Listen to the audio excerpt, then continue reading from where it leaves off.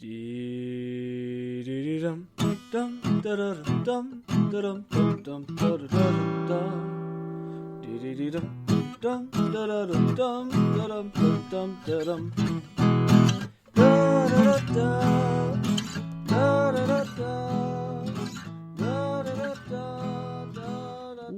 to another episode of Breaking Mayberry, the show that turns into an animated fish. Partway through. Yeah.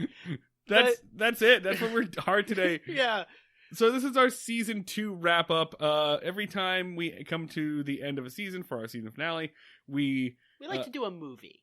Yeah, we like to hit something else from the careers of our stars. It's like when your teacher in 5th grade was hungover and just like let the lights down and just puts on a movie and then they can just kind of go on autopilot for a little bit. How old were you when you finally realized that's why we watch movies in class?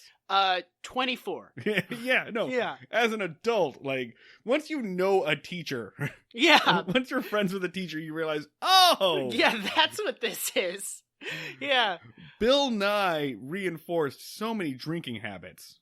The best was like towards the end of high school. It stopped. The pretense of learning slowly went away, and they were just like, guys, this week we're gonna watch Jurassic Park. I know this has nothing to do with American history, but just be cool. We definitely watched Finding Nemo in my high school biology class. Oh, 15 times. Oh yeah. We watched Feifel Goes West in a U.S. history class. For my freshman fucking year. I had a biology teacher who sucked shit if you had him in the morning. I hated him. Yeah. But if you had him in the afternoon, he was cool as fuck. And everyone realized, oh, he just goes and gets high in the back room at lunch. That rules. He was just completely baked and chill and didn't give a shit about anything in the afternoon classes. I, of course, had him first period, and that's why I don't know biology. Man, yeah, no, we never had that. We never had anything that interesting happen with our teachers. We just knew that you needed to drop their class because they were going through a messy divorce. Oh, we had those too. Yeah. So today's movie, while you guys all put your heads down on your desks and we turn down the lights very low, is The Incredible Mr. Limpet. Let's nobody in the podcast raise our voices. So yeah, we're watching The Incredible Mr. Limpet, a movie that's basically the plot of Captain America. It is insane. I suggested this movie because I saw it as a kid. I feel like everybody saw this movie as a kid. I feel like this is definitely a grandma's house movie. It is. I saw it, me and my mom used to, we would go over to a family friend's house and her and the other mom would get drunk and we'd all play around and they would put on movies for us, and inexplicably they put on this fucking movie, and this is a memory that is lodged in my head. I know who Don Knotts is permanently because of this film, but the memory I had of it is Don Knotts becomes a fish. He hangs out and does awesome fish shit for an hour, just being a fish, living it up. No, it is Captain Fishmerica, the first Seavenger. It is, he fights Nazis the entire time. How long you been sitting on that? You couldn't even come up with Captain Americarp? I wanted it to feel effortless.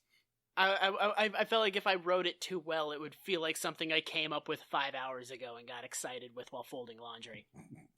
Yeah, no, I think this is definitely something that was definitely in every grandparent's VHS collection. Yeah. I think, because they had fond memories of it from when they were children, and because they didn't know what a good movie was. Yeah. Because there was just, as we've discovered, you could just feed people garbage. I mean, it is kind of you hear about the 60s. And there's this whole thing of the hippies were going crazy and the counterculture, they were being all weird and they were having sex in piles and they were dressing like idiots. The mainstream people in the 60s were losing their fucking minds so much worse. Yeah, oh yeah. They were making shit like this, which is unhinged. This movie is the product of not just an unwell mind, but a pervert. A dangerous pervert. In terms of people's sexuality, I try to be whatever floats your boat, live and let live. The person who did this is a sick man.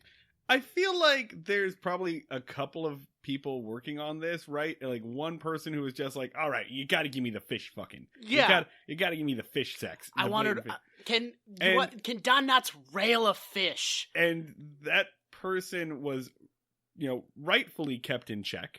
Yeah. But when they said, okay, let's peel back on the fish sex part, they also peeled back on anything interesting. What?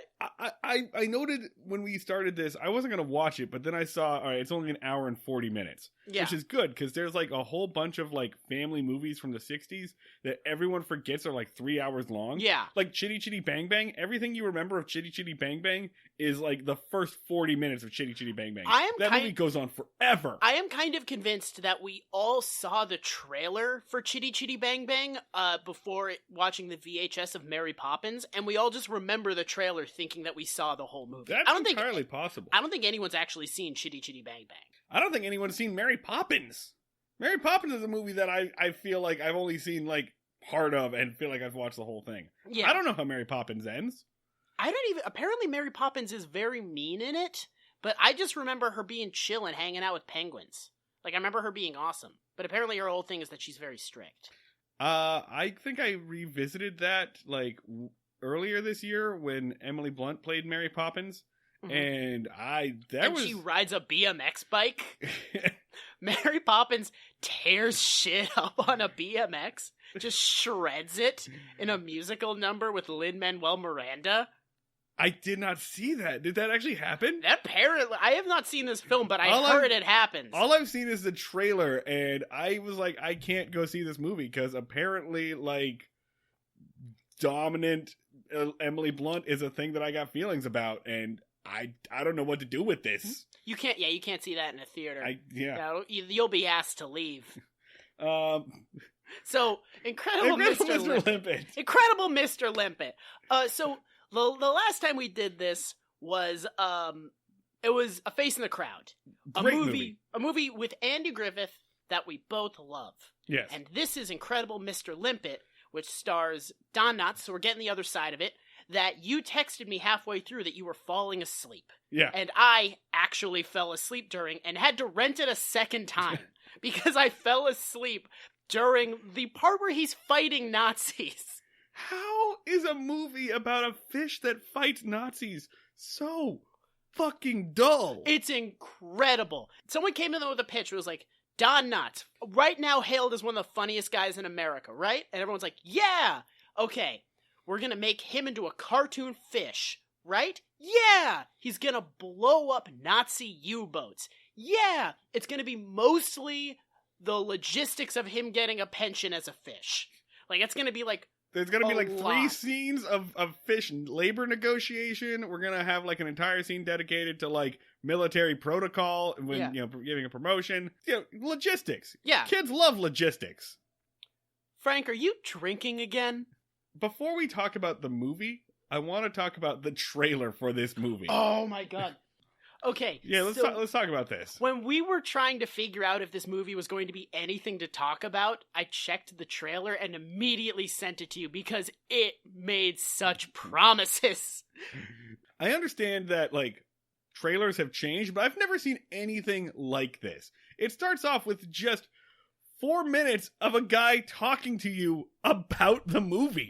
Arthur, he's like, hello, my name is Arthur Chesterfield. I'm a radio personality. Yeah, he's not even a film critic. No, he's not related to this at all. He's just a guy who saw the movie and was like, this movie rules. I'm just gonna tell you about it.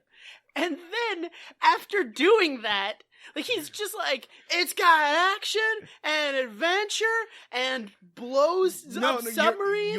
You're saying it with way more enthusiasm than he did. Yeah. He was just like, hello, I witnessed a good motion picture with my family, and I would like to share this motion picture with you. He thinks that a crucial reason for why you should see this movie is that he saw it at an aquarium in Tampa, Florida. Yeah. Yeah.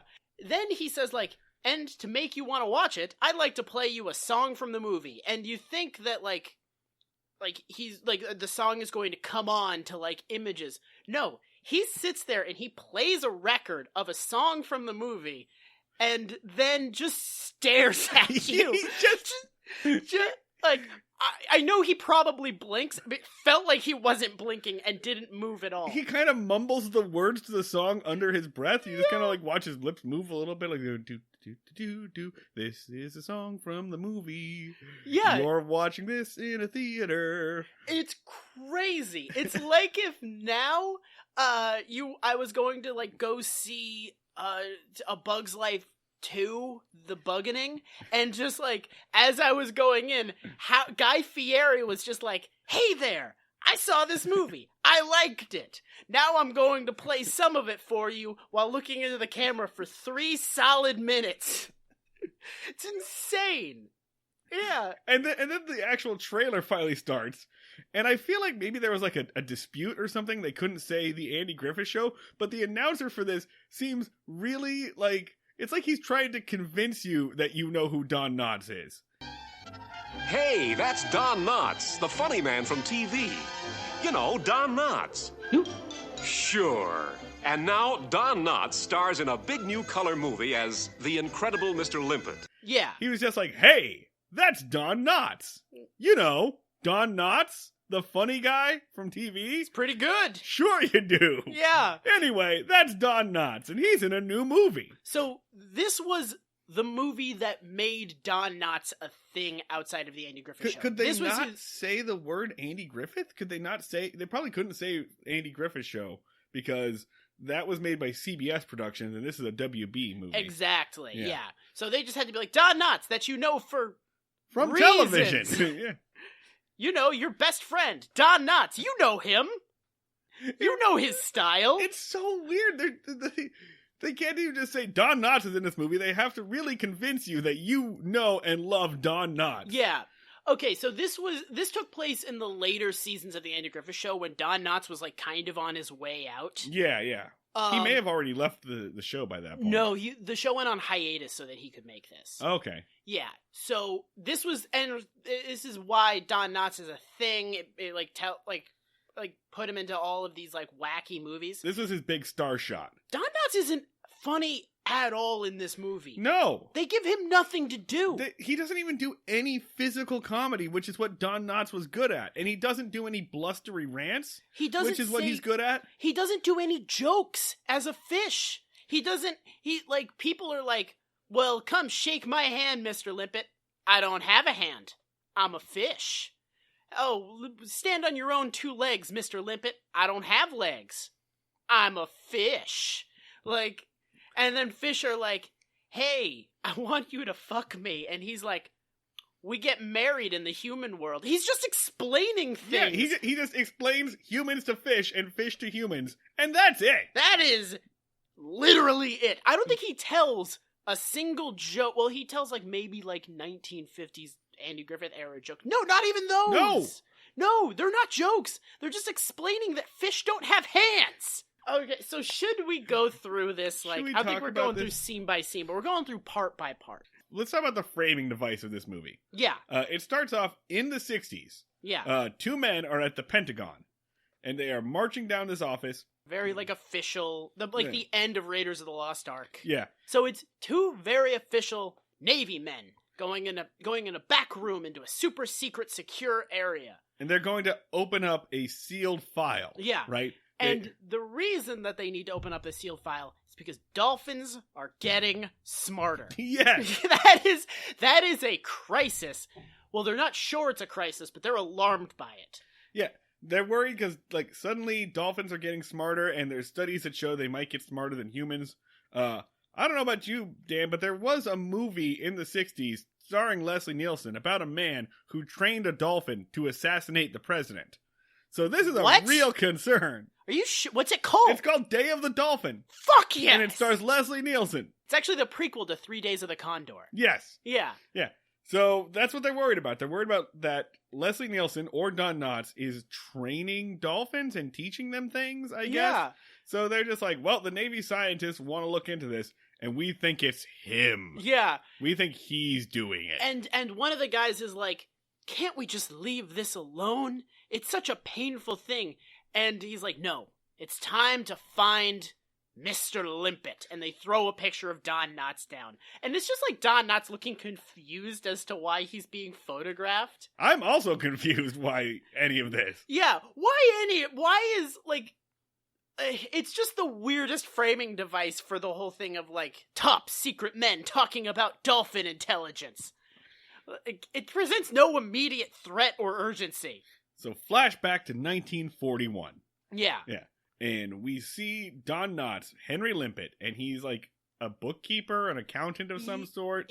Yeah, he's like an accountant. He works at a desk and crunches numbers. Yeah, and he's staring out into the ocean because he can see the bay from his office window. Yeah. And he sits down. He's got these glasses that he's constantly losing because they don't have earpieces. Yeah. They just sit on his nose.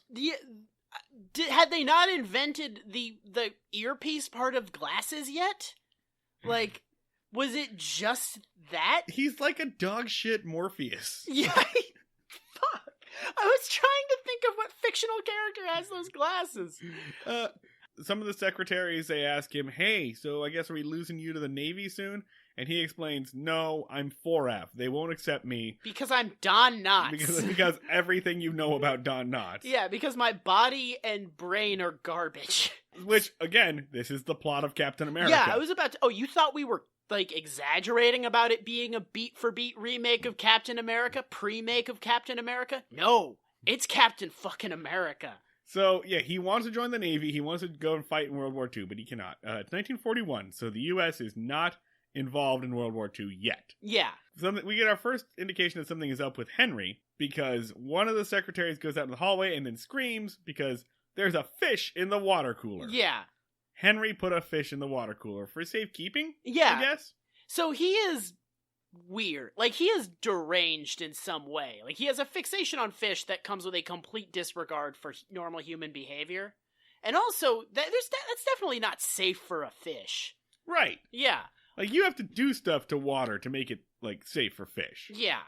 This movie doesn't have for being a movie about fish, this movie does not have a solid grasp on how fish work, even a little. He should have some, like, pH testing strips and shit. Yeah. You know, there's got to be, like, an air filter, like, a bubbler going all the way through. What? How did he even get it in there?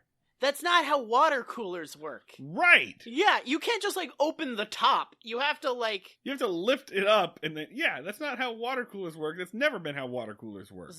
First of many things that don't totally make sense in this movie.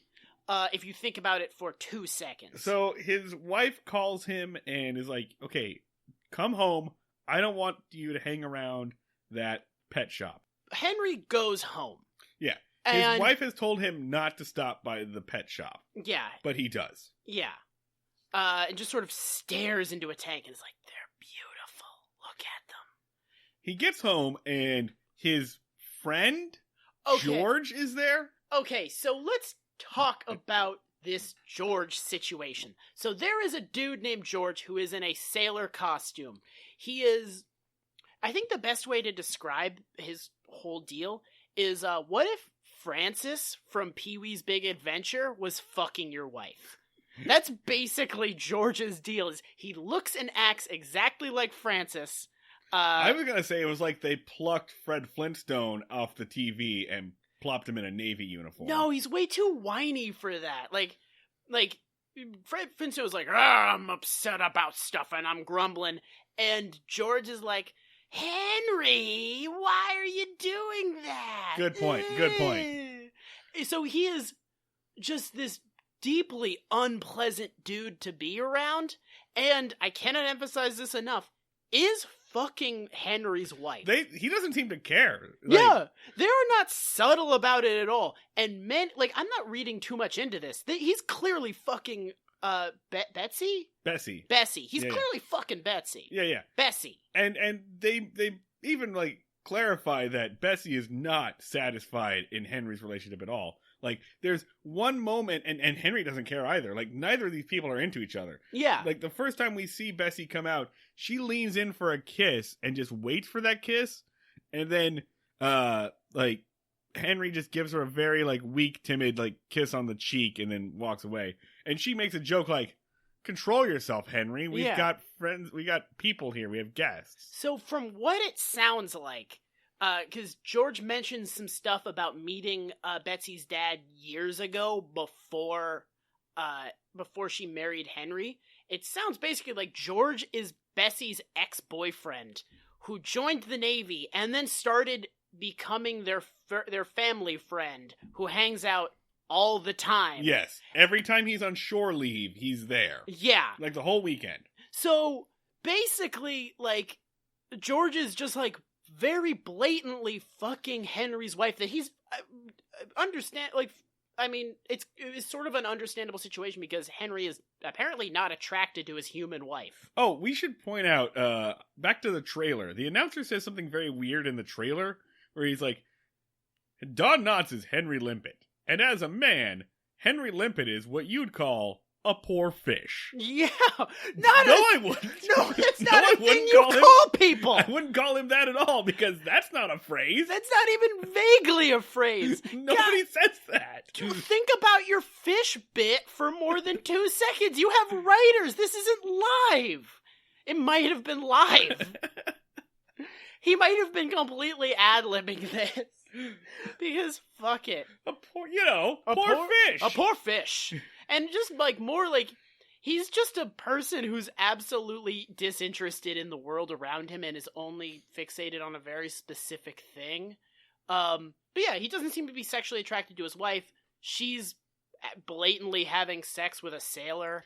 There's a really funny bit here where I'm not going to say really funny because nothing is really funny, but there's a somewhat amusing bit here where George is trying to convince Henry to like take up a different hobby. Yeah. And Henry goes to his wall and just pulls down a chart of geological eras and begins to explain how mankind evolved from the ocean and from fish.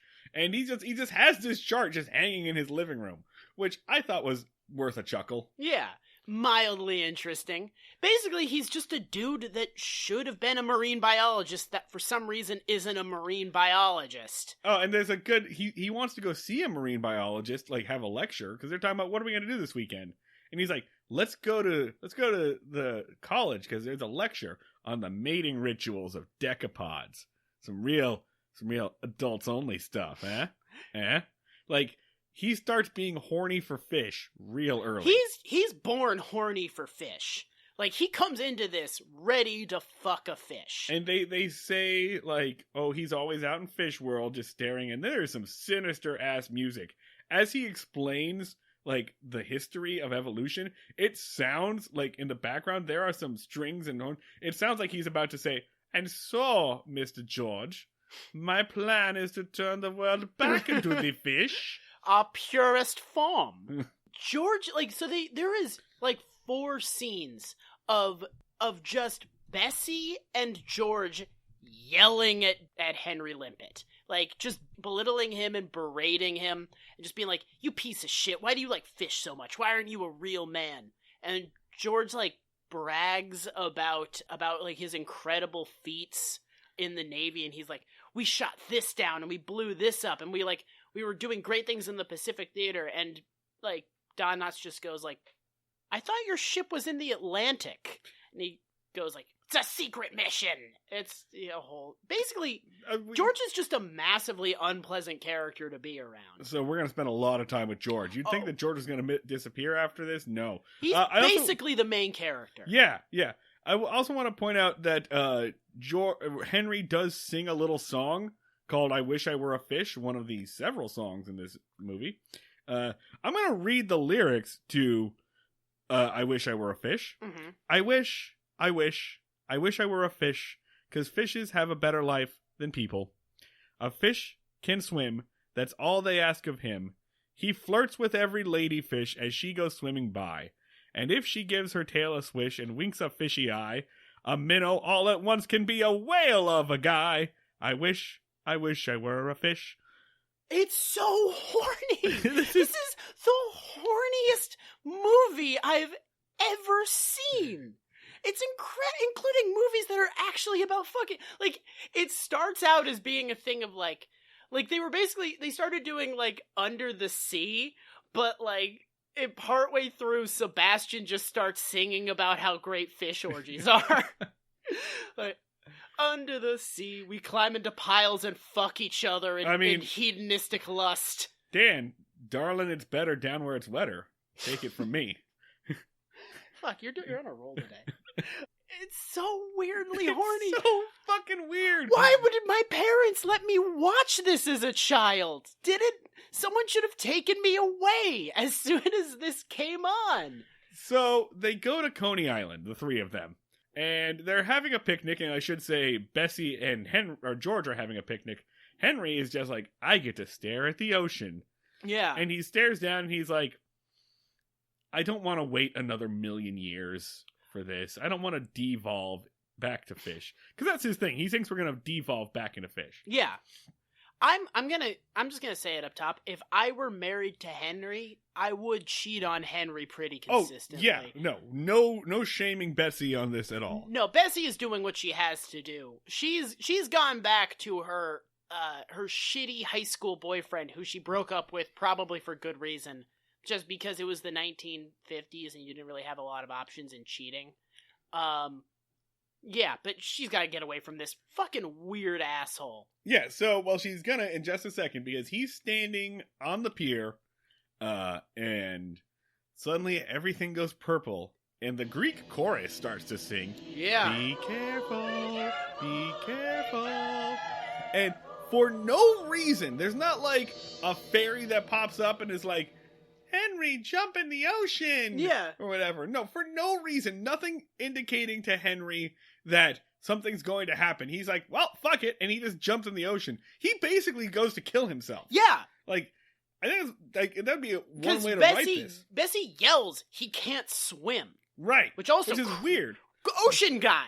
Yeah. What are you doing? So, fucking... And the weird thing is, the song that plays over this is "Be careful what you wish for, you'll turn into a fish," or whatever the fuck the rhyme is. But, so the whole... So you're expecting, like, a monkey's paw to curl, and for him to learn that being a fish isn't that great. Yeah! But that never does! That's what the setup is! And then, like, he gets in there and be like, oh, the thing I wished for fucking rules! I'm crushing it! I kick ass as a fish! This is awesome! The thing I wished for! I'm so glad I wasn't careful about it! There were no consequences to this whatsoever! It's like the first and second halves of the movie didn't talk! It's like they were assembled by separate companies, and it's like, the first half were like, we're gonna do a parable about how you need to be more involved in your life and pay attention to the people around you and you know, just be more present in the moment. So he's gonna turn into a fish, have a terrible time, run away from sharks, get back to the real world and be like, I want to focus on you, Bessie, my wife who I love. And then the second half of the movie is just like, woo! Fish!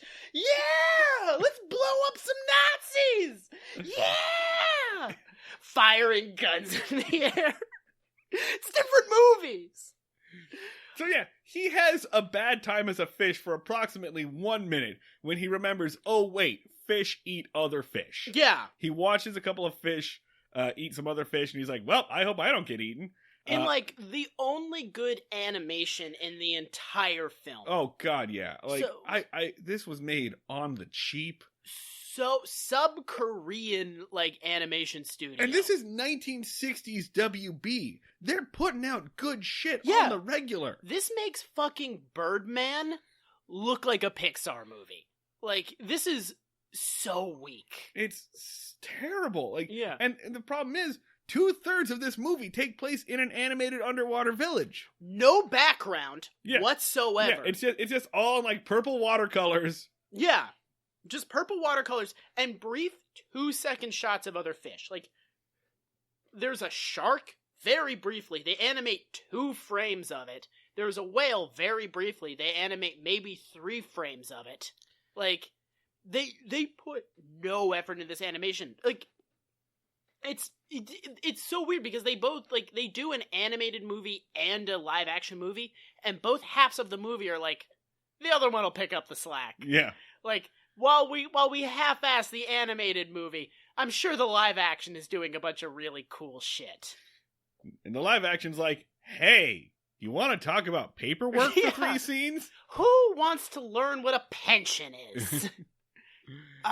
Okay. And so, let's see, he gets chased by a shark. He meets our comic relief, which is just a crab. Okay. Who's just kind of angry. Who voices the crab? It's got to be a celebrity. No, it's not a celebrity. It's a guy who did, his name is Paul, it's not Paul Lind, but it's, you've heard his voice because he was in all of the Rankin Bass cartoons. He was in a lot of, like, 1960s stuff. And always just playing that, like, character actor, like, I'm the angry guy. Oh, okay. Why does it sound like he's being recorded over a telephone? Why does it sound like he's doing his lines from several states away, and they had to, like, set up a series of, like, tubes to carry his voice? Paul Frees. His name is Paul Frees. Paul Frees. Best known for being the voice of Boris Badenoff on the Rocky and Bullwinkle show. Oh, hell yeah. This guy rules. Yeah. It sucks that they made him sound like absolute dog shit. And as is always the case whenever I look up anyone on this show... Oh, God, how did he die? From a self-administered overdose of pain medication. Jesus! Why does everybody involved in this show commit grisly suicide? If you're having suicidal thoughts, get help. Call the suicide prevention hotline. God. Every time. Every time. God, you have to stop looking down at cause of death. This was the 1960s. These people were not well. God. He meets a crab who is just like, he's just like a curmudgeon. He's just like, he's the angry hillbilly. Like, he's just like, rass and frash and turnash and... This is funny, right? I'm not telling a single joke. His big joke is that, he asks Henry where he's from, and Henry is like, well, I'm from Brooklyn, the neighborhood of Flatbush. And he's like, I think your name's Flatbush now, because I'm not quite paying attention. And then he just calls him Flatbush from here on out, which is funny. There's another bit in this movie. You should know something about George. George's last name is Stickle. Oh my God. George's last name is Stickle, which rhymes with pickle. And that's funny, I guess. He keeps getting called Pickle. Like, people keep accidentally calling him George Pickle. Which, in addition to just being an extremely lazy pun, is a Monopoly Guy joke. Which, do you know what that is? What's a Monopoly Guy joke? It's a term that Dan Harmon, the writer of Community, accredited to, based off of the movie Ace Ventura, Nature Calls. Yeah. Remember the part where he's, like, yelling at all the rich people? Yeah. And a guy who looks like the Monopoly Guy shows up. He has, like, the top hat and the mustache and the monocle. And Jim Carrey goes, you must be the Monopoly Guy. Dan Harmon's thing is, like, you made him look like the Monopoly Guy. Yeah. Like, you can't riff on what he looks like when you made him look like that. And this is an extremely shady version of that, because it's like, you made his name sound like Pickle. You can't make fun of what his name sounds like. You named him Stickle. And that's the joke. Yeah. That's it. Prepare to hear that 15 times. Oh my God. Every single character for the remainder of the thing, they do callbacks. They never really, like, go any new places with it. They don't talk about, like, the implications of him thinking that his name is Pickle. George never gets upset. He never notices it. So, yeah, they introduce the crab, whose name I will not remember, by way of Henry saving his life. Yeah, by straight up murdering an octopus. Yeah! So Henry has a superpower, too. Yeah. So, in addition to becoming a fish, he now has superpowers. Again, Captain America. Yeah. And his power is that he can, like, he's got like Black Canary ability. He can, like, send out a foghorn with his voice. Black Bolt. Yeah. Like a fish. Like, you know how fish can, like, scream and just, like, ruin boulders that break rocks with their voice. They call it a thrum. It's called a thrum. So he basically sends out, like, a foghorn and it's like, which that's gonna be fun to listen to. Yeah, no, fucking why that as his superpower? Why not give him a superpower that is at all related to being a fish? Yeah, it's really weird that, like, he has this new fish superpower and he has all the fish stuff, but he also carries over his disability. Yeah, from being a human. He still has glasses. He still has to wear glasses. Like, he still has astigmatism. And he still looks like Don Knotts. He's like, right. The poor guy. Yeah, so he has this unexplained superpower to, like, send out sonic waves. So they just give him that as like, so you'd think like, okay, he's in the ocean. He's a fish with a man's brain. So that in itself gives him an advantage over all the other fish. So it'll probably be him like using his man thoughts to outsmart the other fish and using the advantages of being a fish with a man's brain. No, they just give him basically a gun. Yeah. They just give him a voice gun. They just give him a shotgun and then he just shoots the other fish. And he uses this, like, within seconds to straight up murder an octopus. Yeah, which, as we've established from him talking to the crab, is sentient. All sea creatures have thoughts and emotions and feelings and hopes and dreams. And Don Knotts is just running around with a sonic cannon like fucking Cyborg, just wasting them. He doesn't solve any problems in any other way than throat screaming them to death. Oh, wait. One time. And this is the very next thing that happens. They find a sunken ship, and they explore it, and they look around, and Henry feels a little sad because it's a U.S. Navy ship that was destroyed by German submarines. Yeah. Or it's an ally ship. It's not a U.S. Navy. It's probably like a British Navy. Yeah. That's what's going on.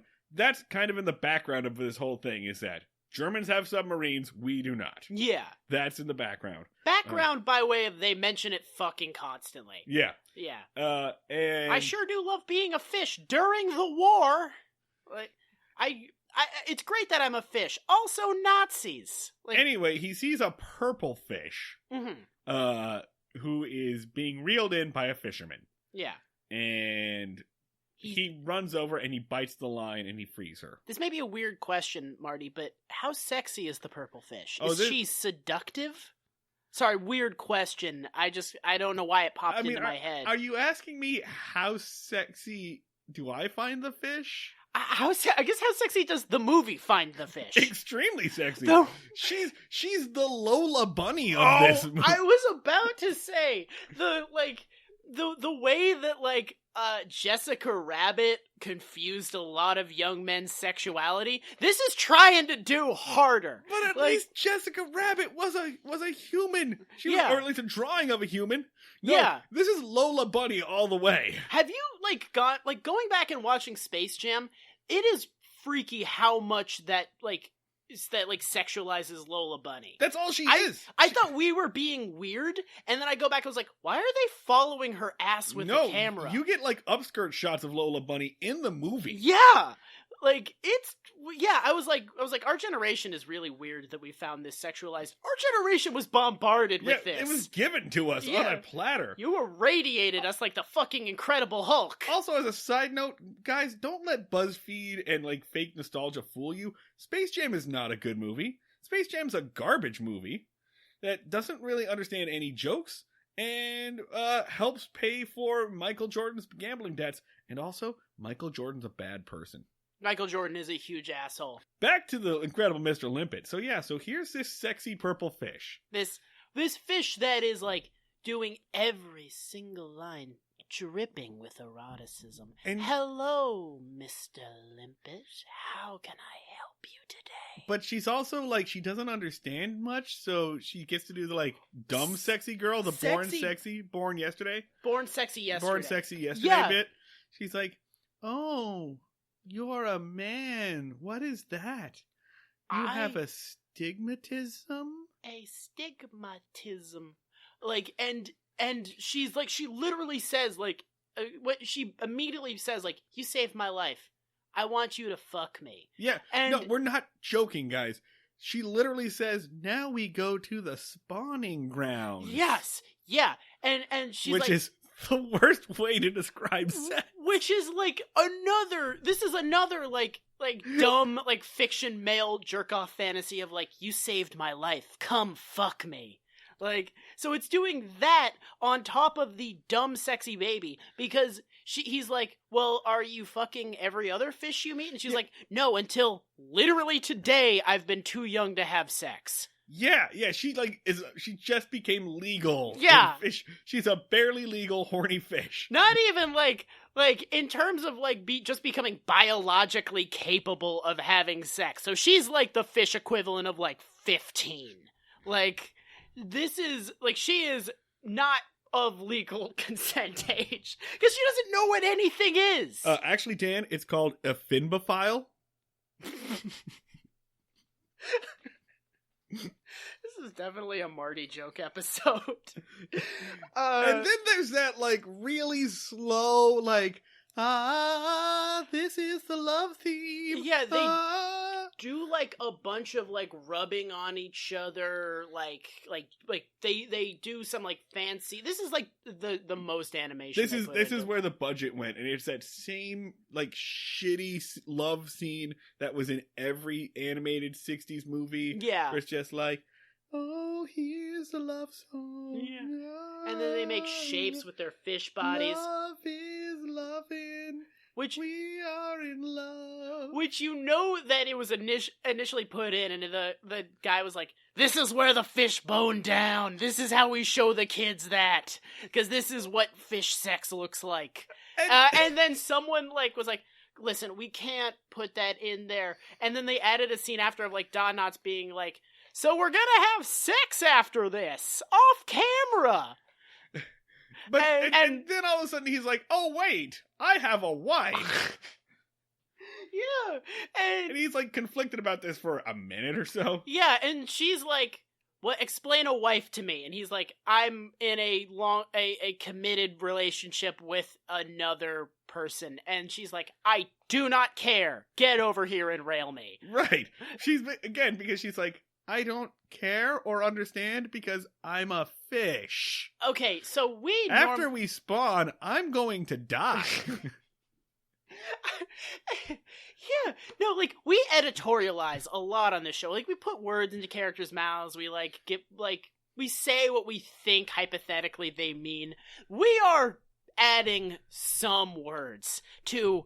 We're barely changing sentences. We're just adding the word "fuck" in here. IMDb, incredible Mr. Limpet, going to the quote section. Oh, it is going to be filthy. While you're looking that up, let me just like briefly point out, this is a guy that has 100% jerked off to the idea of fucking an underage fish. That is this guy's fetish, and he should be in jail. He should be in like 3 different jails simultaneously. There's nothing really in the incredible Mr. Limpet quote section, except for how this scene ends, which is Henry Limpet saying, so there's not much in the IMDb quote section except for the end of this scene, which is Henry saying, "Do you suppose that we could be more or less friends?" And then Ladyfish, which is his character's name, because she's never had a name before. So he just calls her Ladyfish. Right.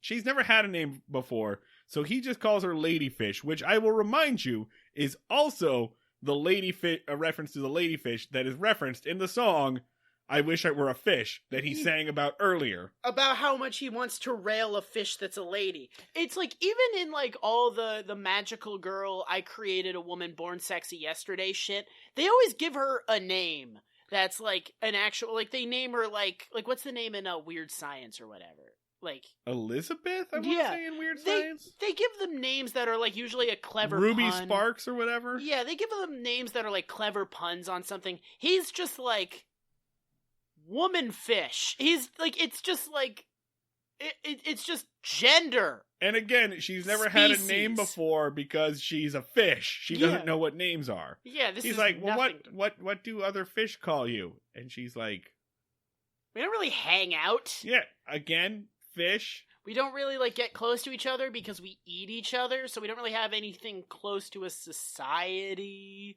Also, I'm comprehending like 4% of this conversation because, and I cannot emphasize this for you, the audience, enough, I have the mind of a sexy child. And anyway, when he asks for them to be friends, she says, "Wouldn't that be more or less nothing?" And then floats off into the friend zone. Yeah. Well, not even the friend zone. She's just like, I have no interest in you as I don't care about your personality. Yeah, I don't care about any personality. I'm a fish. You're just floating DNA to me. And let's go ahead and explain something. I mean, I don't know a whole lot about fish biology, but when she says we're going to the spawning grounds, what she means is she's going to drop off some eggs and peace out. Yeah. And you're going to stay behind and fertilize them, and then you're going to peace out. Yeah. Because that's how fish sex works, dude. Yeah. Which, oh god, just imagine a fish Don Knotts masturbating onto a pile of eggs. No! Yeah. Imagine that. No. Imagine the face. Imagine the expression. So here's in one of the greatest bits of tonal whiplash I've ever seen. We go straight from the weird fish romance to Pearl Harbor. Yeah, he just goes I gotta go find her. He ends up in Hawaii and just looks up, and then there's just a bunch of people standing around be like, we've been attacked. We're at war right now. And he's just like, oh, hell yeah. Oh, Pearl Harbor just happened? Okay. Yeah.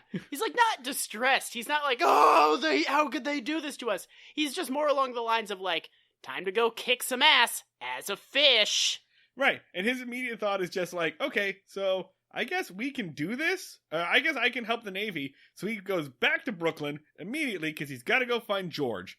And there's a bit where he yells at a ship. He sees a Navy ship and he's like, hello! And they're like, hey, who are you? Identify yourself. I'm Henry Limpet. Give us the identification signal. I can't. I'm a fish. Yeah. They're like, no, you're not. He's like, yeah, I am. That doesn't make any sense. I know, but I am. Well, still don't believe you, and give us the identification code or we're gonna shoot. I can't. I'm a fish. This scene is gonna go on for much longer. It seems like Dan's padding this out, but instead, he's just gotten through 40% of it. We're gonna rack our guns for a little bit and yell at you. And Don Knotts like, I'm a fish. It just goes on forever. They finally do shoot him, and then they send down the sonar thing, and he goes underneath, and he speaks into the sonar thing like a microphone. Yeah. And he's basically just like, you missed the submarine. There's a Nazi submarine over there. I'll tell you where it is. I'll tell you when to drop your bombs. And so then they blow up the Nazi submarine. And then he says, get me George Stickle. Yeah. We bring back George, who is now living with Bessie. Who just moved right in. Yeah. And, Bessie is, trying on clothes for him, and he's like, you're so friggin' hot. They don't... I was a child when I watched this. I cannot emphasize this enough. And George is just like, yeah, I'm gonna fuck you, whose husband just died. Who is still in mourning. He accidentally mentions Henry. She starts crying, and George is very unperturbed by the death of this guy he knew, where he's just like, damn it. She's doing the thing that makes it so I can't have sex with her again. Fuck. So they get George, and George is like, hey, I don't know what the fuck's going on. They bring him onto the deck, they put him on the ship, and they drag him out in the middle of nowhere. He whines extensively through the entire thing. And then, so we get to do the whole fucking thing again, where it's just Henry yelling, hey, George, it's me, Henry. I'm a fish now. And he just goes, nuh-uh, yuh-huh, nuh-uh, yuh-huh. And then, Henry eventually convinces George that he is Mr. Limpet by recounting times that George fucked his wife. Yeah. Where he's like, remember when we went to the zoo and you guys ditched me and I couldn't find you for several hours? Remember that time that remember all the times that you guys played poker after I'd gone to sleep? Again, not exaggerating. Remember all the times that you sent me out to get milk several miles away? And then I came back and you guys had gotten your clothes all wet, so you had to take them off, and then you got tired, so you had to lay down. That was fun. I sure had a great time for those. So yeah, and that's, and so they send George out in a little rowboat, in a little dinghy, and he and Henry have a little conversation. And so I feel like they made a big fucking deal. Was this pre or post Mary Poppins? Right? Because we don't need to look it up, but they made such a big deal, I think, out of being like, we've got live action actors and animated things at the same time. And this is one of this is the only time I think that they appear on screen together. It's just a fish's head sticking out of the water, talking. Yeah. That's it. Nothing. There's not even like a high five or any kind of like interaction or anything. Yeah. No. It's so dumb. It's so fucking stupid. Like, they act like they're doing some MC Scat Cat shit, and it's just a fish's head. Good reference. Yeah. This is where I stopped taking notes. Yeah. Because everything else that happens after this is so boring. Okay. You'd think, he's like, okay, so we're swearing you in, you're gonna be like a civilian, you're gonna help us, you're gonna find the Nazis, you're gonna lead us to them, and then we're gonna bomb them. Okay. That's how you're going to help being a fish. So what you'd think would happen is that, like, okay, fish fighting the Nazis in World War II. Fucking, like, cool. It's a weird premise. I can get on board. You're going to do all these cool different ways to, like, fuck with submarines. He's going to, like, push underwater boulders over on them. He's going to, like, lead armies of crabs to, like, swarm, like U-boats and stuff. Yeah, you think you're getting some Aquaman shit. Yeah, you think, like, they're going to do a montage of different ways that he fucks with the Nazis, and it's going to be really fun. And instead... the Nazis even, like, learn about, like, something called Limpet. They just know that there's a thing called Limpet that is blowing up their stuff. So they're like, you're like, oh, cool. Are we gonna get to have like a Nazi fish, or the Nazis gonna respond in some way? They could make a Mecha Godzilla Limpet. Like, to have them do a battle of wits. Yeah, is there anything that's gonna happen? But what actually happens is just labor negotiations. Yeah, literally for like 20 minutes. They do all the back end shit where he's like, okay, so now the guy that ordered George to go out there, he needs to get buy-in from his boss, and his boss needs to get buy-in from his boss. So you need to have about 4 separate conversations where someone explains that a man is also a fish. And they're like, and you think they just do a quick thing of like, there's a man that's a fish. Weird. Cool. But instead it's like, a man can't be a fish. Yes, it is. No! Yes! They do the same thing over and over again, where they explain the basic premise to a person that is not on board. And then, after all this happens, after, like, George has been promoted, and his admiral, or his captain has been promoted to something else, and we've gone through all of that, we had a phone call explaining the promotions, and and all of these, like, captains and admirals kind of blend together. Yeah. After a certain point. And we've heard Admiral or Stickle Pickle every fucking 8 seconds. So then they blow up precisely 1 Navy submarine, and then George or Henry's like, well, I must be in all the papers, a man that's a fish blowing up Nazis. And Henry's like, or George is like, this is off the books. Yeah, dude, what made you think that we would tell people about this? Like, 1, you're our secret weapon, and then 2, the one that Dan's coming up with now, you prove that all fish are sentient. Your friend is a crab with the thoughts of a man, so you basically upend our entire understanding of the natural world, because suddenly all the fish that we're eating is genocide on, like, thinking, feeling creatures. And 3, Nazis! Nazis read papers too, man! You idiot! Well, although, what are the Nazis going to do? Like, everyone, shoot all the fish! There's a guy that's a fish. Go, like, let's just poison the oceans. Like, bomb the Atlantic. Henry's like, okay, well, I can't get any credit for this. And this is, like, one of the only Barney Fife bits, right? Yeah. Like, he gets a little Barney Fife because he's like, well, what the hell? What's the good of doing any of this if I don't get any credit? But then he's like, okay, I want to get paid. Yeah. And then they go, well, how are we going to pay you? You're a fish. And he goes, no, I want you to pay my wife. Also, I want you to make me a lieutenant. Right. He wants a rank. He wants to be a lieutenant fish. And he wants, like, an actual pension and everything. And he wants all the money to go to his wife. I forgot to mention earlier, there is a bit where he's trying to, like, debating whether or not to fuck Ladyfish. Like, Ladyfish floats away, and there is an image of his wife that, like, comes in front of him, like, floating in... No, that's when he's, like, initially debating whether or not to fuck Ladyfish. Yeah. And literally, Ladyfish, he sees that, Ladyfish, like, goes away, and he's like, never mind, I want to fuck you. My wife can go to hell. Right, he just blows right through this image of his wife to go bone the other fish. But she's gone. He does not decide to not fuck this fish on the basis of loving his wife or she's a fish. It was just a moment's hesitation, and then he can't find her. Yeah, and then she pieces out for most of the movie. Yeah. And he leaves his crab buddy to go look for her, to wait for her. So, Mr. Limpet requests a salary be paid to his wife and also a rank. So, I'm imagining, I was kind of coming in and out at this point. They just, like, blow past that, right? Like, they don't make a big deal out of it. They just do, like, a quick smash cut. No. Oh, no. What, really? There's another conversation where another admiral has to be like, well, if he wants the money, you better give him the fucking money. You know, it's not like there's a whole lot of talking fish we can call. Yeah. They debate about this. They debate whether to give him what he wants or not. Yeah.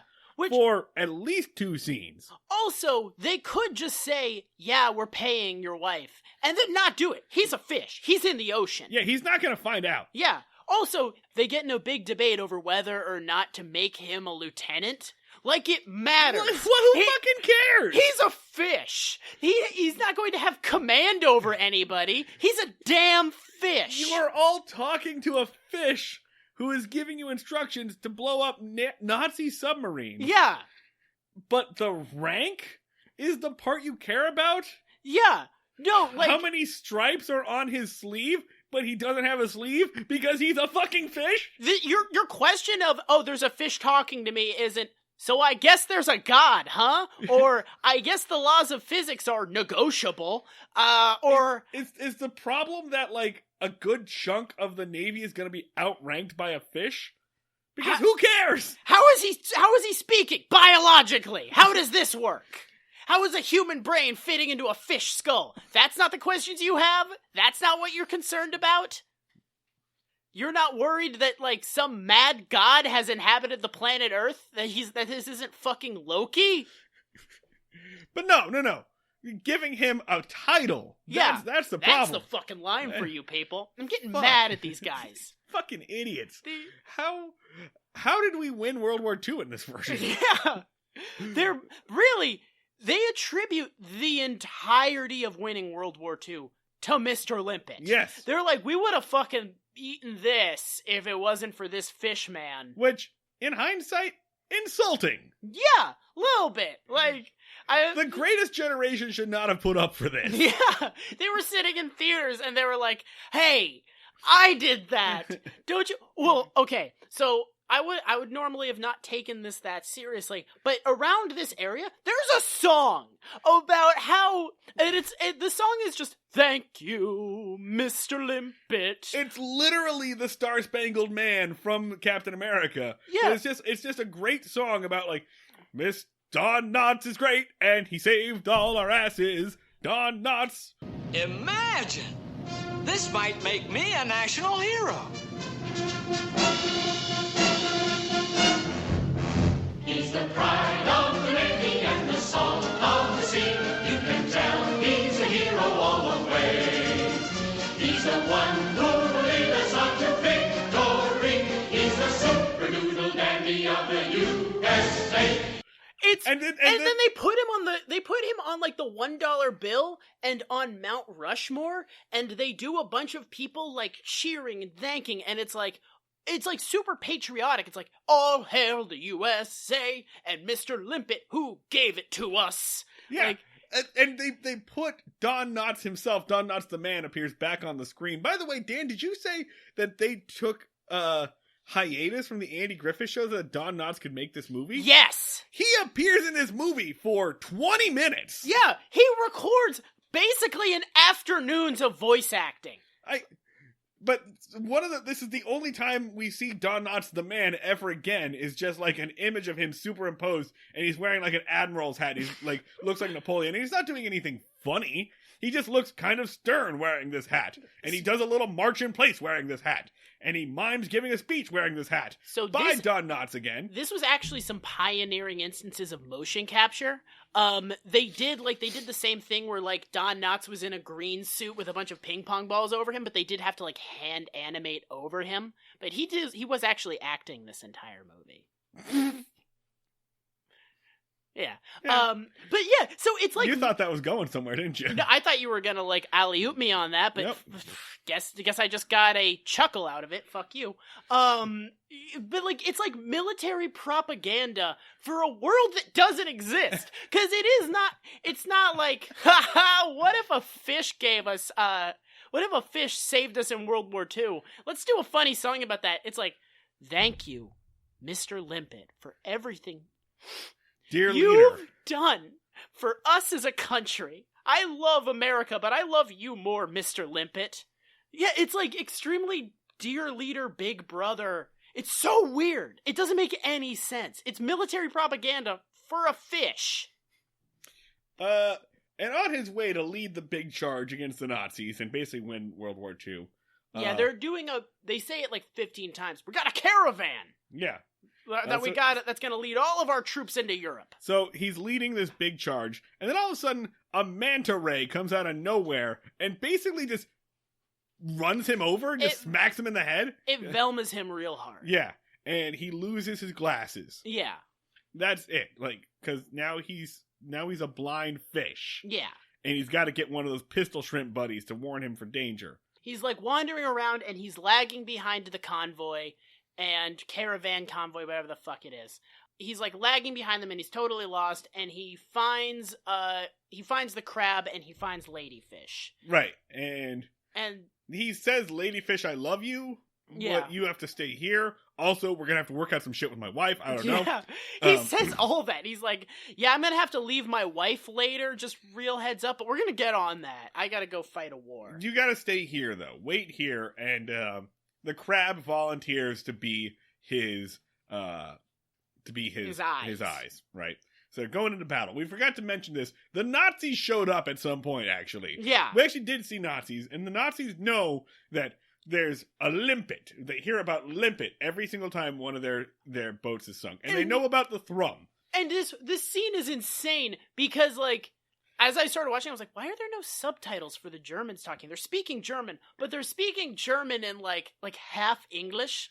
Like, Das Limpet is Fischgeisen. We must blow him up with a torpedo hunt. Like, yeah, they just say gibberish. They just say the first part of the English word and then just German it at the end. So, yeah, so they've found a way. They've decided to build a torpedo that hones in on that noise. Yeah. That throom that Limpet can do. Because Yeah. they know that every time they hear that throom, they're about to get blown up. They're like, fuck you, Limpet. Yeah. They don't ever learn that Limpet is a fish. Yeah. Like, that never comes up. They know that Limpet is a noise. They think that maybe the Limpet is like a robot or some Yeah. shit. So they have a torpedo that they're going to, like, track the Limpet. It's attracted to...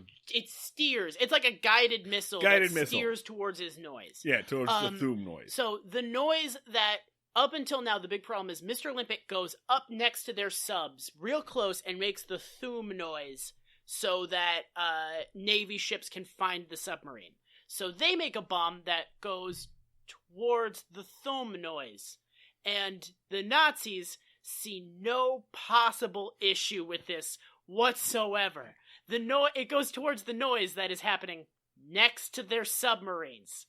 Continue. So what Dan just described is exactly what happens. The crab and Mr. Limpet find out, like, oh wait, this is how this works. Okay, that missile's coming towards us. Well, I'm just gonna go float next to your submarine then and make this noise. The best part was, like, the missile was right next to a ship. Like, it was just about to blow up George, who's on a boat. And then he just does, like, the thwom, and then it turns around. Yeah. So basically, they make a missile that, like, is that he can steer. He can just steer all their missiles, and he just, like, steers them back into the subs one by one. And the U.S. Navy and the Allies basically just sit there and watch? Just hang out. Just hang out? Like, just crack open a beer and just watch the Germans blow themselves up. Like, they brought out half the Navy into the middle of this ocean for this battle, and then they're just kind of like, I guess we just go now? I just, Do we need to be here? The entire time this scene was happening, I was just imagining, like, one of the Nazi scientists on a boat off, like, the course and be like, oh, man, oh, I goofed up real bad, oh, I'm getting killed, oh.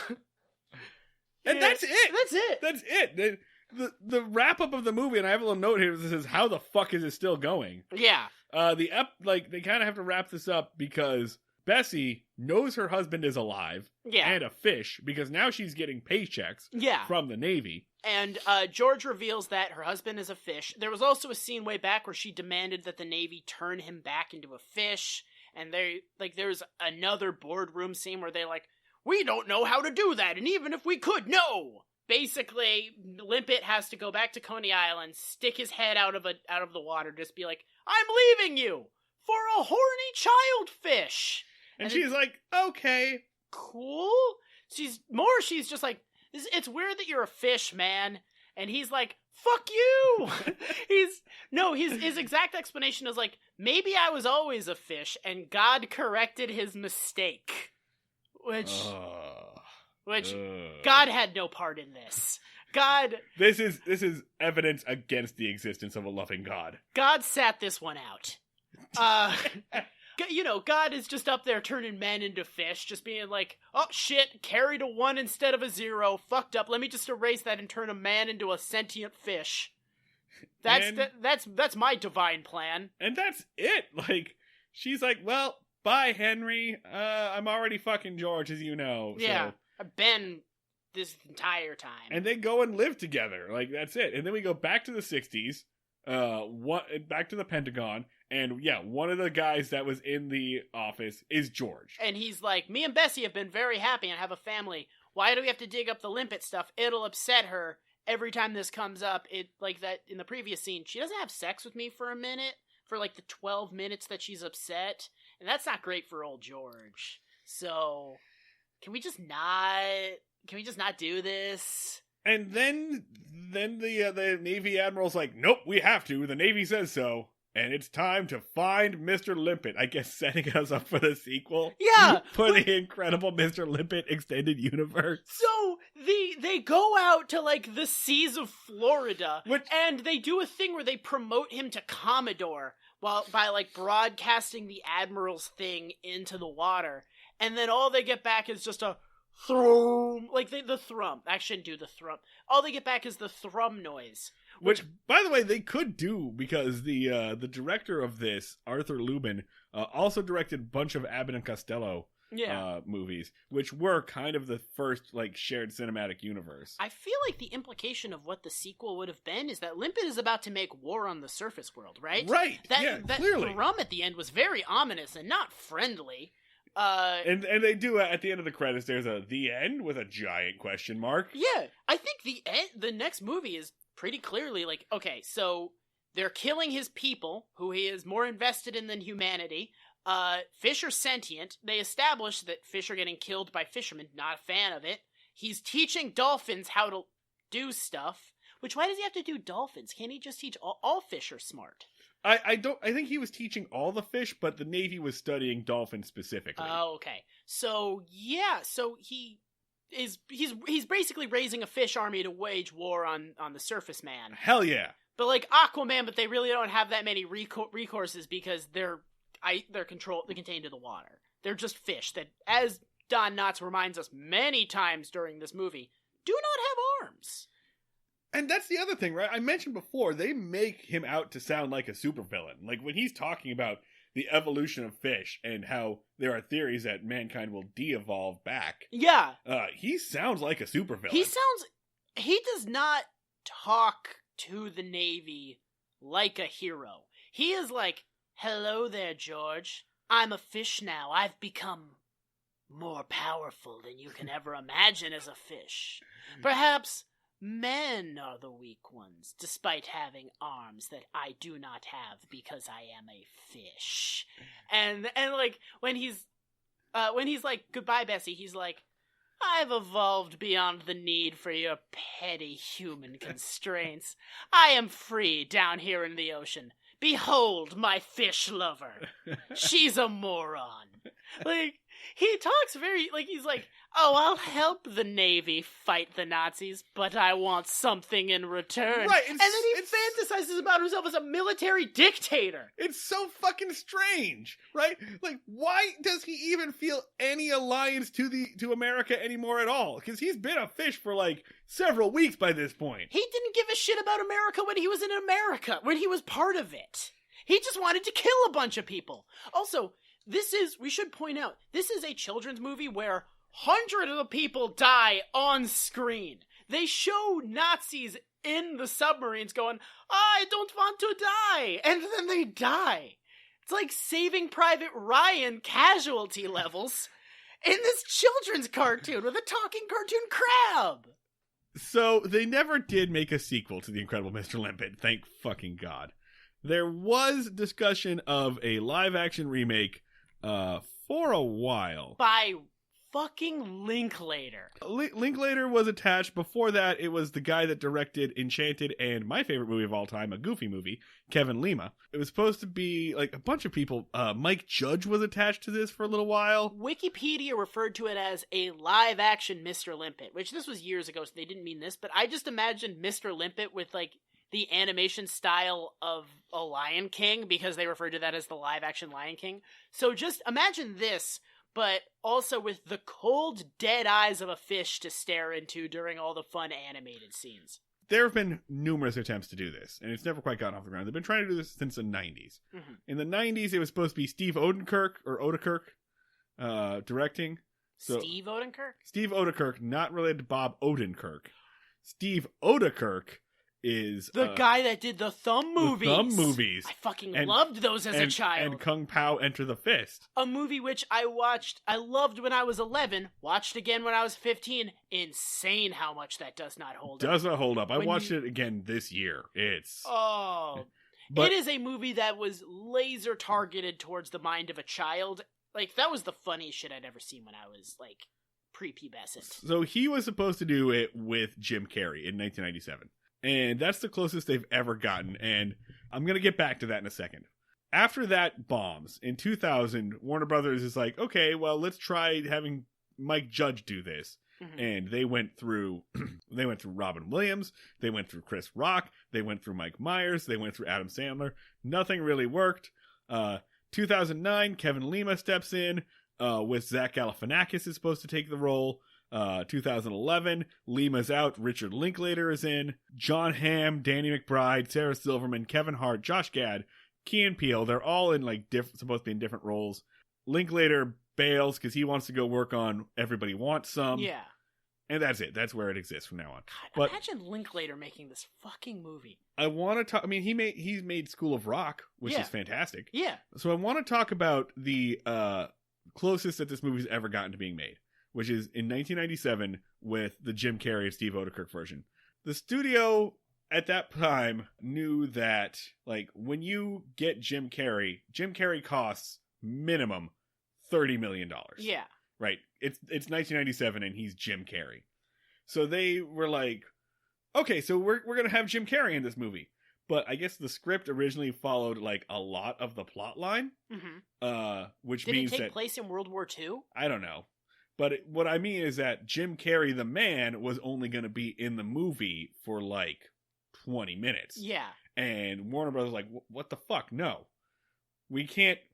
Jim Carrey... We're going to pay Jim Carrey $30 million for him to be in this movie for barely the first act? Yeah. No. If we're going to put Jim Carrey in this movie, Jim Carrey's face is going to be in every fucking minute of this movie. So they paid $10 million on animation tests to put, like, motion capture dots in 1997 so they invented on Jim Carrey's face. They invented the Sega game Seaman? Yeah. They basically reverse engineered that? Send me this image. Send me this nightmare image. I don't have the CGI that they came up with. Oh, I don't have that. Because what I do have... They put that in a bunker and nuked it. What I do have is the art designs for what it was supposed to look like. They hired an animator, Bob Camp, from Ren and Stimpy. They hired one of the Ren and Stimpy animators to design this stuff. And I'm going to send it to you right now. Starts off as just a couple of drawings of Jim Carrey. Oh, no. And then, here are some drawings of Jim Carrey's face on a fish body. Human faces are not meant to be on fish. And then there's a fully rendered image of Jim Carrey as a fish at the very bottom. We will be posting these on Twitter. The best is that the comments are a bunch of people just going, these are great. These look awesome. I love how this fish looks. It's horrifying. Jim Carrey as Mr. Limpet? Huh. Interesting. Like how the fish turned out. And it's just here's an abomination. Here's why Don Knotts works as a fish. Because Don Knotts, number one, kind of looks like a fish anyway. Yeah. Because he has very distinctive lips and no chin. Yeah. Jim Carrey has a chin. A powerful chin. A notable chin. So what you have is a fish with a big old horse face. Yeah. Who looks nothing like Jim Carrey. You know what he looks like? Is, this might be a hangover from the Mike Judge bit, but he looks like Gary Cole in Office Space. Yeah. No. If you could come in Saturday. Lumberg. He looks like Bill Lumberg from Office Space. Hey, I'm Gary Busey the fish. He does. I got gills. He looks like Gary Busey. I was in a traumatizing motorcycle accident. God. So this is the closest they've ever been to making this movie again. Don't make this movie again. It's not that good a premise. It's a terrible premise. What war were you going to have him fight in? Desert Storm? And now that you have Captain America and Aquaman movies, what is the point of this? What? They would do it like, I'm Mr. Limpet, but I'm raunchy. But it's already raunchy. Yeah. He fucks a fish. You can't get... I feel like if you were more blatant about this... A sailor blasts his wife. Like, you can't get any dirtier with this premise. They did the dirtiest version. A lot of great comedy movies don't have that great of premises. Like, Ghostbusters does not have that great a premise. It has 1.5 movies of funny premise in it. Like... There's nothing here. It's a fish kills Nazis. Fish can't really do that much interesting shit. Because they don't have arms. Yeah. That's The Incredible Mr. Limpet.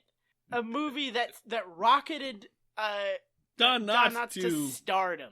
He was back on TV within 10 years. Okay, a brief period of stardom. It's incredible that did that because I can't really emphasize enough.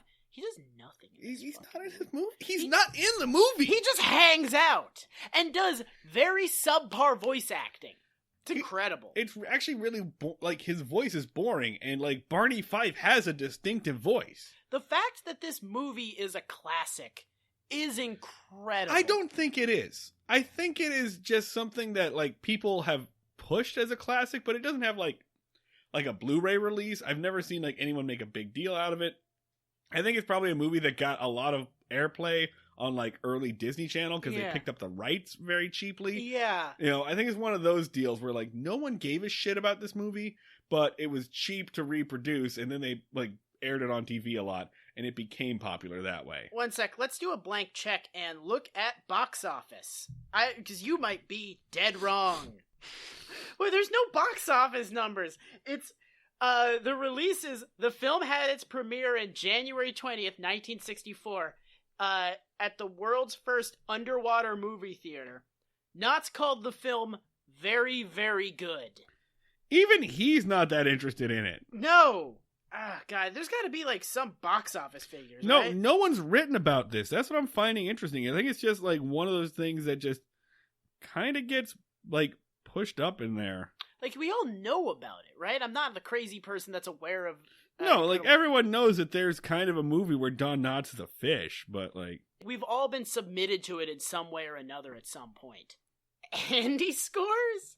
How good is this movie? This movie is terrible. This movie's horrible. This movie sucks. It sucks shit. It's so boring. The 60s sucked ass. I'm really everyone's oh, the 60s were this beautiful. Well, maybe they were for people that weren't participating in society. Like, I get why people did counterculture, because mainstream society in the 60s was horrible. It sucked. Dumb It was as hell. so bad. Yeah, they were producing shit like this, and people were like, I'm gonna go, instead of doing this, I'm going to go forage for food in the middle of nowhere and live with a bunch of people and not shower, because it is preferable to whatever the fuck you got going on here. A young Andy Warhol watched this movie, walked out and was like, well, I'm gonna go bleach my hair and do a bunch of drugs now. Yeah. Because if this is what you're putting out, fuck it. If this is society, then fuck this. Yeah. This is what people in suits think is funny. Oh, it's such shit. It This movie literally sucks ass. You have to understand. The whole joke of the movie is, what if a man was a fish? It's like a fucking joke a caveman would tell another caveman. Because there's no, like, second thing, because there's not, like, I think it would go a little something like this. It's just like, what if a dude was a fish? But even like in the 60s, like, there are so many Twilight Zone episodes where there's no moral. Yeah. It's just Rod Serling saying, here's something fucked up. Wouldn't it be fucked up if that fucked up thing happened? All right, I'm Rod Serling. See you next week. And those episodes rule. The Rod Serling, those morals are always like a robot comes down from the sky and a guy shoots it with a gun and it turns out to be his wife. And Rod Serling's like, and just remember, if a robot ever descends from the sky, don't shoot it right away. It could be your wife. That's the very specific lesson here. Like, No. Rod Serling is just in the Twilight Zone preparing you for every possible contingency. Like the one where the cookbook of like how to prepare men, yeah. that has the specific moral of like, hey, don't trust aliens right away. No, but again, no moral. No moral. Half of those episodes were just like, that's some fucked up shit, isn't it? Yeah. Like, these guys in this fictional situation goofed up real bad. Whoa. I don't know what you should learn from this, but don't do what they did. Like, and it rules. Yeah. And that kicks ass. The one where there's an evil psychic child that is torturing people, and Rod Serling's just like, whoa! I mean, even you see that shit? Even the Shatner episode. Like, wouldn't it be fucking weird if William Shatner saw a creature on the wing of an airplane and no one else could see it? The moral is, don't be paranoid on planes. Oh wait, he's vindicated? Be paranoid on planes. I guess. If you hallucinate, steal a cop's gun and fire at it. That's the moral of this. So those are our ratings for the Twilight Zone. Yeah. Fuck, that show rules. Just FIFO-meter. How fucked up is this movie? Immensely. This movie is immensely fucked up. We cannot stress enough that how much of this movie is about fucking a fish. And it has a higher body count than any World War II movie I've ever seen. Like, the Dirty Dozen are mowing down Nazis at giving their best. They have a bunch of serial killers, and they don't get close to Limpet. They're like, they get on the first step of his stairway to fucking heaven. So, yeah, I guess a 10. I don't know. 10? Again, fish pervert. Try not to judge, but this guy wants to fuck a child fish. Yeah. Good night, everyone. Good night. That's a wrap on season 2. The Brothers Rye will play you out. I bet they're glad that they signed on for our shit. Yeah. That's it for this episode, folks. We're gonna do a quick mini-series, I think. We're going to, upcoming, we're going to bring on some guests, and we're going to talk about a few episodes of I Dream a Genie. Yeah. A show that we expected to hate, and instead are immensely confused by. Yeah, I kind of like I Dream a Genie. I'm hoping that some of our guests can shed some light on this. So we're going to do I Dream a Genie for a couple of weeks, and then we're going to take a break probably towards the end of the year, and then come back with Andy Griffith Season 3 next year. We're taking a break from Griffith so that we can come back hot. We'll just forget all the jokes we've been saying about these people so that we can do them fresh. You're going to forget with us. I'll call Don Knotts a chinless fuck. We'll all laugh. It'll be great. It'll be great. Glory days. Thanks for sticking with us through the hell that is season 2 of the Andy Griffith Show. I'm genuinely excited for season 3, but we'll get into that later. Yeah, no, we're not talking about the Andy Griffith Show. It can't hurt us anymore, Marty. We're done. We're out. We're safe now. Yeah. And you are safe now. We'll see you all down at the fishing hole. Yeah, I'll come back then.